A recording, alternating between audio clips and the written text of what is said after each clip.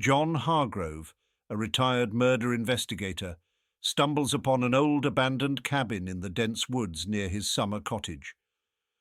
Overgrown with ivy, the cabin exudes a sense of forgotten history. John steps through the crooked wooden doorframe into the musty single room. Shafts of light slice through gaps in the weathered plank walls, revealing a dusty bed frame, a simple wood stove, and a scarred wooden table. Instinctively scrutinizing his surroundings, John notices subtle signs of a concealed space under the floorboards near the stove.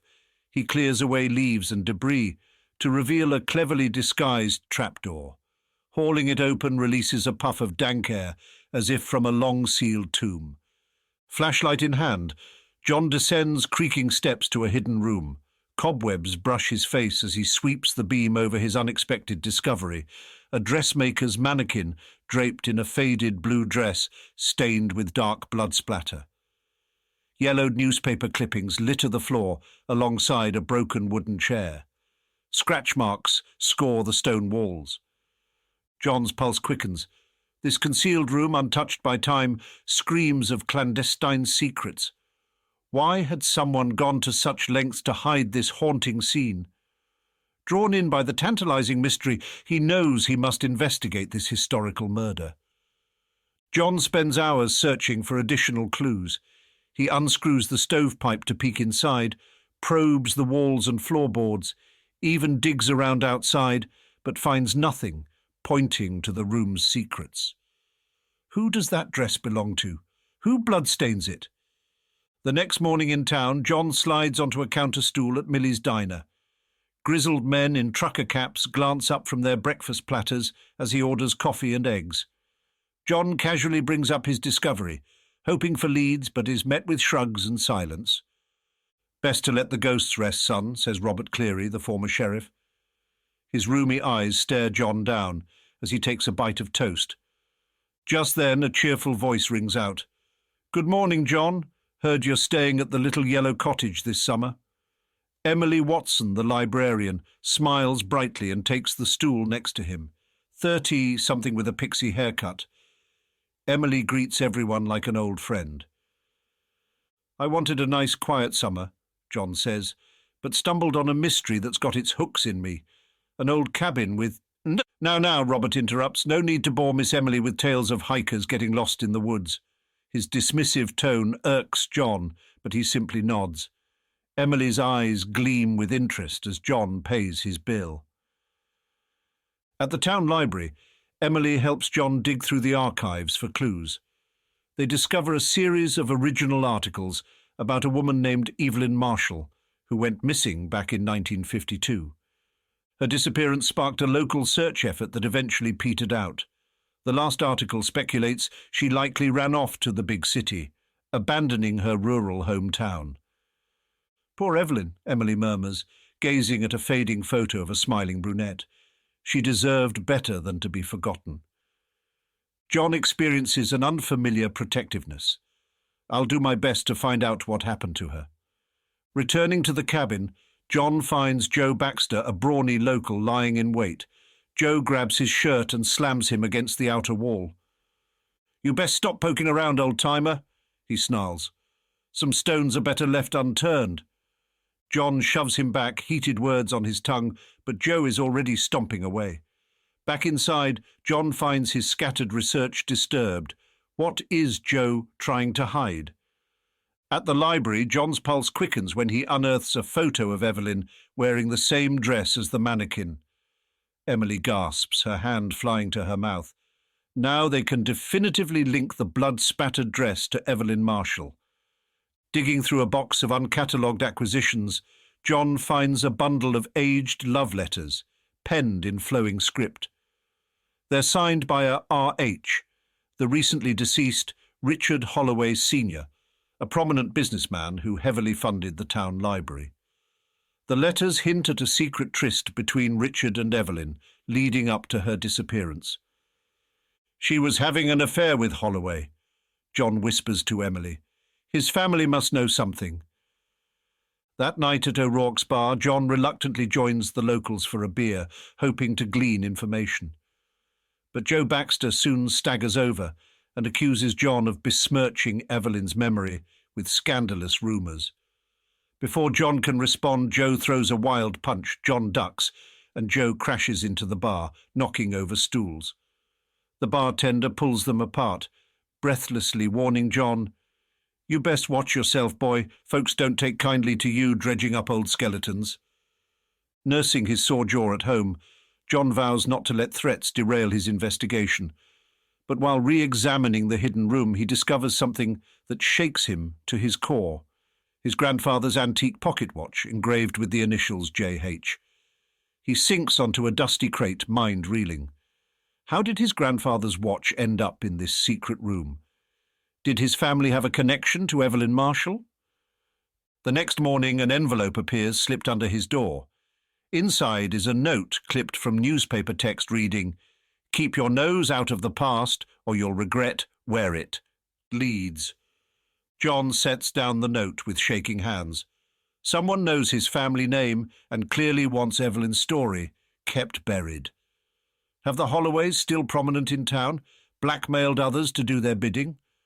Or has John's snooping awakened a darker conspiracy? He slowly feeds the note into the wood stove's flames. Despite his trepidation, this warning only strengthens his resolve. He must press on, not only for Evelyn's sake, but now also for his family. The truth, once unearthed, could have profound implications for his own history. John sets off to confront the heirs of Richard Holloway, determined to expose whatever sinister secrets they might be hiding. Answers are within reach if he can just fit together the remaining pieces of this decades-old puzzle. The morning after the confrontation at O'Rourke's bar, John arrives at the library nursing a sore jaw. Emily's eyes widen when she sees the bruise. "John, what happened?" He shakes his head. "Just a misunderstanding at the bar. Some folks don't take kindly to dredging up the past." Emily presses her lips together, looking troubled. "Well, I think you're very brave to pursue the truth, no matter how difficult. Now, I pulled some old land records that might interest you." She shows John property deeds indicating the Holloway family has owned most of the land around the abandoned cabin since the early 1900s. Richard Holloway Sr. inherited the holdings from his father. "The cabin could have been their private retreat at one time," John muses, "perhaps where Richard conducted his affair with Evelyn Marshall." Emily nods eagerly. "You're getting close to the truth. I just know it." John manages a weary smile. "I hope you're right." That night, John tosses and turns, haunted by vivid dreams. He stands in the hidden room beneath the cabin, but it's transformed into a woman's bedroom. The mannequin is now Evelyn Marshall, who rushes in and begins hurriedly packing a suitcase. Her face is stricken with terror. Flashes of Richard Holloway yelling and overturning furniture fill John's mind. He wakes, pulse racing. Were those images a window into Evelyn's final hours? Could Richard's rage have turned deadly? John splashes cold water on his face, troubled by how real it felt. Over the next week, the dreams intensify. John wanders the streets of the 1952 town, seeing it through Evelyn's eyes. He feels her dread as she hides from an irate Richard, her love for a little boy named Tommy, who she cares for. Her despair knowing each day could be her last. John rubs his eyes as he studies the crime scene photos, struggling to separate vision from reality. He's grateful when Emily stops by the cabin with lunch. "You look exhausted," she says, touching his shoulder. "This case is taking a toll." John squeezes her hand. "I'll be all right. Just need to keep digging." After Emily leaves, the cabin creaks and groans as John pores over the files. Glancing up from dust-covered papers, he sees a shadowy figure dart across the room. John jumps up, senses razor sharp. A floorboard groans nearby, but he finds nothing. Unnerved, John continues reviewing evidence late into the night. Around 2 a.m. he trudges to bed. As he's dozing off, shouts and banging erupt downstairs. John leaps up to investigate, but the cabin is empty. Heart-pounding, he secures the doors and windows. Evelyn's spirit must be trying to send a message, he decides. But is it a warning or a plea for justice? The next morning, John sips coffee to clear the fog from his mind. Emily mentioned Richard had living descendants. Perhaps they know secrets about Evelyn's fate. At the library, John asks Emily, "Did Richard Holloway have any children?" "He had a son, Thomas Jr., who took over the family business," Emily says. "And Thomas had 2 children, Andrew and Clara, who both still live in town." John's pulse quickens.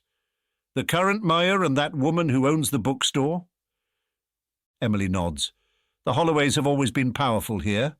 I wouldn't cross them if I were you." "I have to pursue the truth wherever it leads," John says firmly. That night at the cottage, John pores over folders he borrowed from the records office.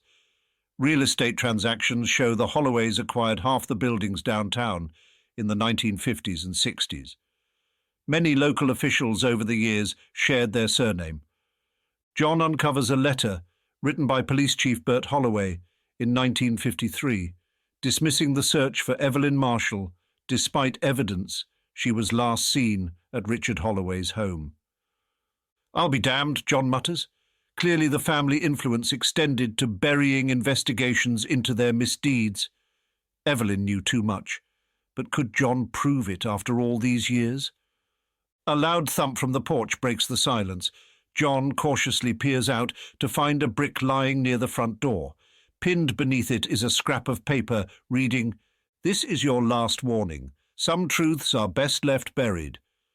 John sets his jaw. So the Holloways think they can still intimidate people into silence? He'll show them justice doesn't have an expiration date. He underlines Clara and Andrew's names in the files. One way or another, the Holloways will answer for what happened to Evelyn Marshall back in 1952. John will see to that.